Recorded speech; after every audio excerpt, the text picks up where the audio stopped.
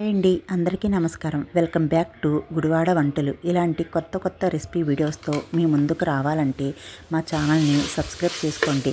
చాలా త్వరగా క్విక్గా రెడీ అయిపోయే mutton curry, chapati, phulka, rice, biryani దేనిలోకైనా సూపర్ కాంబినేషన్. ఇంకా ఆలస్యం ఎందుకు, పదండి మనం కిచెన్లోకి వెళ్ళిపోయి స్టార్ట్ చేసేద్దాం.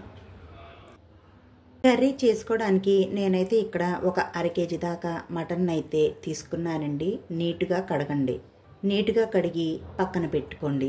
ఈలోపు మనం ఈ మటన్ కర్రీలోకి ఒక మసాలా పేస్ట్ తయారు చేసుకుందాం. పెట్టుకొని 1 టీ స్పూన్ దాకా ఆయిల్ని వేసుకుందాం.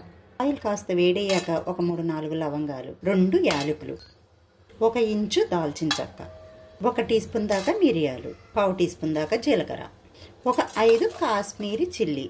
మీ దగ్గర ఈ కాశ్మీరీ రెడ్ చిల్లీ లేకపోతే నార్మల్ ఎండుమిర్చిని వేసుకోండి. ఒక 2 టీ స్పూన్ల దాకా ధనియాలు, 7-8 దాకా వెల్లుల్లి రెబ్బలు, 1 ఇంచు దాకా అల్లాన్ని తీసుకొని ఈ విధంగా చిన్న ముక్కలుగా కట్ చేసి వేసుకోండి.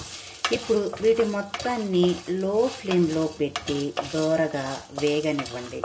ఇప్పుడు ఒక 4 రెబ్బల దాకా కరివేపాకును వేసుకోండి. ఈ కరివేపాకును కూడా చక్కగా వేగనివ్వండి.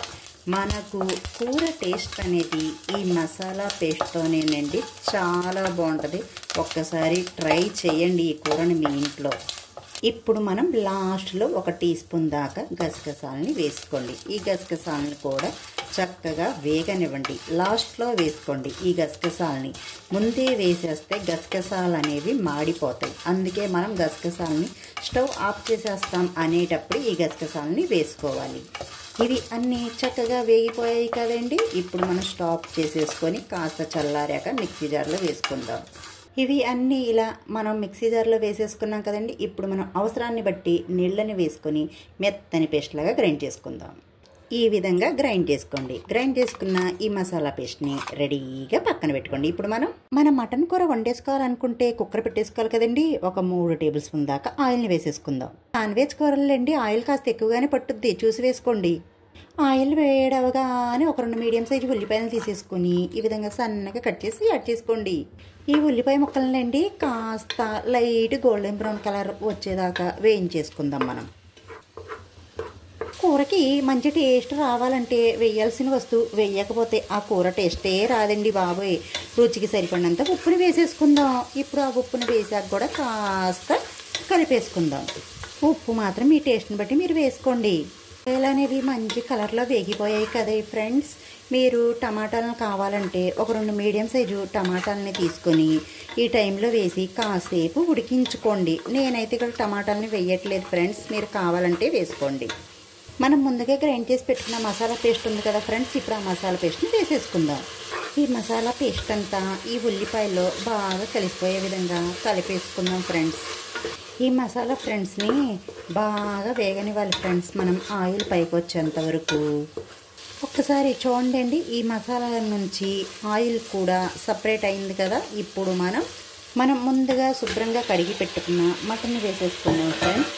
ఈ మటన్ వేసాక ఒక్కసారి ఈ మసాలా పేస్ట్లో చక్కగా కలిపేసుకుందాం ఫ్రెండ్స్. ఈ మటన్ని ఈ మసాలాలో చక్కగా కలిపేసుకున్నాం కదా ఫ్రెండ్స్. ఈ మటన్ అనేది ఈ మసాలాలో ఎంత చక్కగా వేగితే మన మటన్ కూర టేస్ట్ అనేది అంత బాగుంటుంది ఫ్రెండ్స్. నా వీడియోకి ఒక్క లైక్ ఇవ్వండి ఫ్రెండ్స్. వీడియో చూస్తున్నారు కానీ లైక్ అనేది ఇవ్వట్లేదు ఫ్రెండ్స్. వీడియో కూడా మొత్తం చూడండి ఫ్రెండ్స్. కాస్త మా ఛానల్ని కూడా సబ్స్క్రైబ్ చేసుకోండి ఫ్రెండ్స్. ఇప్పుడు పైనుంచి కొద్దిగా కొత్తిమీరని వేసి కలిపేసుకుందాం. ఇప్పుడు మన స్టవ్ మంటని మీడియం మంట మీద పెట్టేసుకొని ఈ విధంగా మూత పెట్టి ఒక 5 నిమిషాలు ఉడికించుకుందాం. మటన్ వేయించేటప్పుడు కొద్దిగా నీళ్ళు అనేవి రిలీజ్ అవుతాయి కదండి. ఆ రిలీజ్ అయిన ఆ నీళ్ళన్నీ డ్రై అయిపోయి ఈ విధంగా ఆయిల్ సపరేట్ అయ్యేంత వరకు చక్కగా వేయించేసుకుందాం. ఇప్పుడు మనం 1/2 టీ స్పూన్ దాకా పసుపు, మీరు తినే స్పైసీని బట్టి కారాన్ని వేసుకోండి. మనం మిరియాలను కూడా వేసాం కదండి. ఆ మిరియాలు కూడా కాస్త ఘాటు ఉంటాయి కదా, అందుకే కారం అనేది మీరు ఎంత స్పైసీ తింటారో దాన్ని బట్టి వేసుకోండి. అదే మీరు కేజీ మటన్ని తీసుకుంటే ఈ మసాలాల క్వాంటిటీని పెంచుకోండి. ఇప్పుడు మనం 1 గ్లాస్ దాకా నీళ్ళని వేసేసుకుందాం. నీళ్లు వేసాక ఒక్కసారి ఉప్పు కారం టేస్ట్ చూసుకొని ఏమైనా తగ్గినట్టయితే ఈ టైంలో వేసుకోండి. ఇప్పుడు మనం కుక్కర్ మూత పెట్టేసుకొని ఒక 5-6 విజిల్స్ రానివ్వండి. 5 విజిల్స్ వచ్చేసాక మనం స్టవ్ ఆఫ్ చేసేసుకొని ఆ తర్వాత విజిల్లోని గాలి మొత్తం పోయాక ఇప్పుడు మనం మటన్ ఉడికిందో లేదో చూసుకుందాం. పైనుంచి కొద్దిగా కొత్తిమీరని వేసేసుకోండి. మన మటన్ ముక్క అనేది చక్కగా ఉడికిపోయిందండి. అదే ముదురు మటన్ అయితే ఉడకలేదు అనిపిస్తే కుక్కర్ మూత పెట్టేసుకొని ఇంకొక 2 విజిల్స్ రానివ్వండి. ఈ రెసిపీ వీడియో కనుక మీకు నచ్చినట్టయితే మా వీడియోకి ఒక మంచి లైక్ ఇచ్చి మీ ఇంట్లో ట్రై చేసి ఒక మంచి కామెంట్ అయితే పెట్టండి నాకు.